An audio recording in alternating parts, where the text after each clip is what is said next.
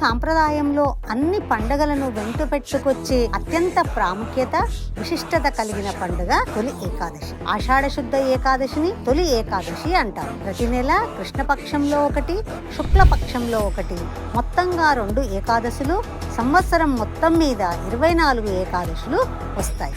ఏక ప్లస్ దశమి అంటే 11, అనగా 5 జ్ఞానేంద్రియములు, 5 కర్మేంద్రియములు, అంతరేంద్రియం అయిన మనసు కలిపితే 11. ఈ 11 ఏకోన్ముఖంగా పనిచేసే సమయమే ఏకాదశి.